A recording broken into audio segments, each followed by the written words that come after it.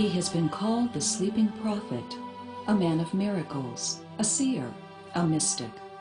His work is known around the globe. Hundreds of books have explored his amazing psychic gift.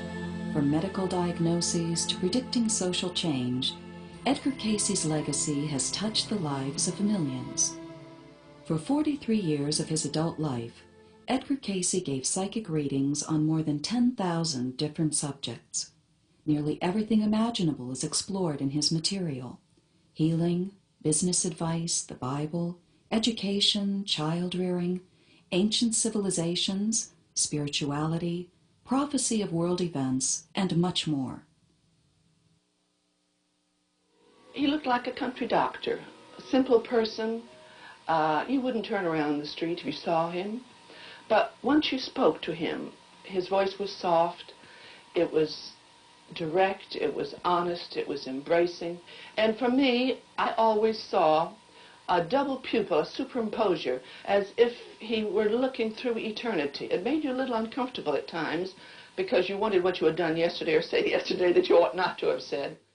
You know, growing up as a teenager with a psychic father is pretty rough. My father was an unusually creative person. He was a fine photographer and was noted for his pictures, especially those of children. Edgar Cayce was an inventor of games. He loved to play all kinds of games and invented one called Pit, which is still on the market. He was a fine bowler. I never won a bowling game from him. He was a lousy golfer, but he loved to play. He was a great fisherman and fished everywhere that he had an opportunity. He was a man who loved to cook and did all kinds of things with preserves and berries of various kinds. He was a great gardener and loved to have exotic trees of all kinds around him. He was a man who was a fine Sunday school teacher, and he always had the largest classes in any church that he worked in. Most of the people he never saw, many of them didn't even acknowledge the reading or pay for them. But if he was asked, he would give. I don't know what I would have done or where I would be without it. I thought everybody's father gave readings. Didn't want a doctor, I wanted one of Dad's readings. I think he felt that he had the ability to help people, and that's what he wanted to do. I often heard him say, do you suppose this is ever going to amount to anything? The Cayce legacy presents a body of information so valuable that Edgar Cayce himself might have hesitated to predict their impact on contemporary society. 60 years ago, who could have known that one day terms such as meditation, auras, spiritual growth, reincarnation, and holism would become household words to millions?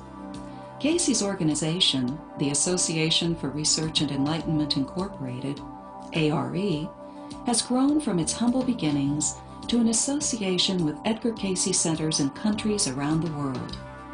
Today, ARE consists of hundreds of educational activities and outreach programs, a children's camp, a multi-million-dollar publishing company, massage and health services, an historical foundation, and an affiliated university. For decades, the Cayce readings have stood the test of time, research, and extensive study. Just who was this man? A farmer boy who would become the most documented psychic of all time. Curious happenings have impelled me to accept psychic phenomena as a natural experience of my everyday life. If I could sit down with you for a quiet conversation, I'd tell you this story. I was born and reared on a farm near Hopkinsville, Kentucky. A normal childhood in many respects. I saw, and still do, the glowing energy patterns that surround individuals. At a very early age, I remember telling my parents that I could also see and talk with my grandfather, who was deceased. Later, I developed the ability to sleep on my school books and retain a photographic memory of their entire contents. As the years passed, I met and fell in love with Gertrude, who would become my wife. Shortly thereafter, I developed a paralysis of the vocal cords and could scarcely speak above a whisper. Everything was tried, but no physician was able to locate a cause. The laryngitis persisted for months. As a last resort, hypnosis was tried. I put myself to sleep and was asked by a specialist to describe the problem. While asleep, I spoke normally, diagnosing the ailment and prescribing a simple treatment. After the recommendations were followed, I could speak normally for the first time in almost a year. The date was March 31st, 1901. That was the first reading. My life is a combination of literally thousands of such experiences.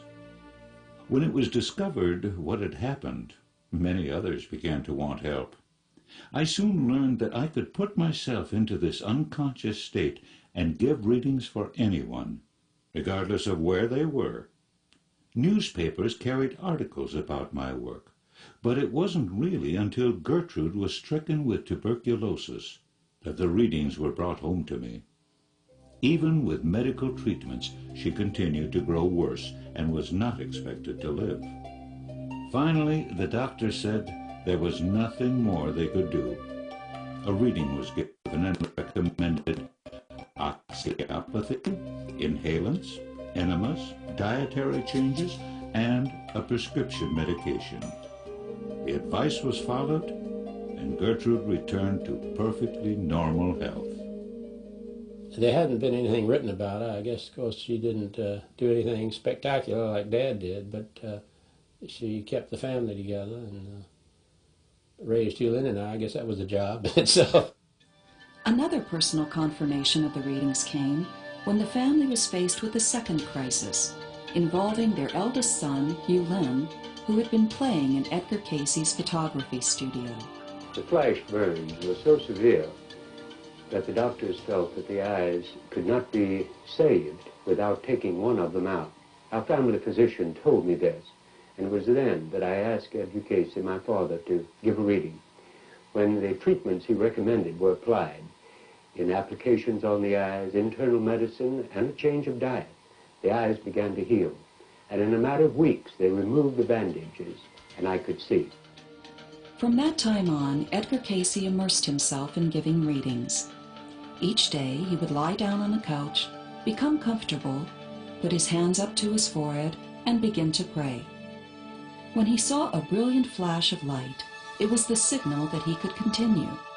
He'd lower his hands to his stomach, and when his eyelids began to flutter, his wife would give him the appropriate suggestion. In this state, it seemed that he could answer any question or provide any type of information requested. According to the readings, each of us writes the story of our lives through our thoughts, our deeds, and our activities with one another. These accounts are stored in what the readings called the Akashic Records, and it was from this place, as well as from the minds of the individuals for whom he was giving the readings, that Edgar Cayce gathered his psychic information. Although the readings cover thousands of topics such as, who am I? Why am I here? And what is the purpose of life?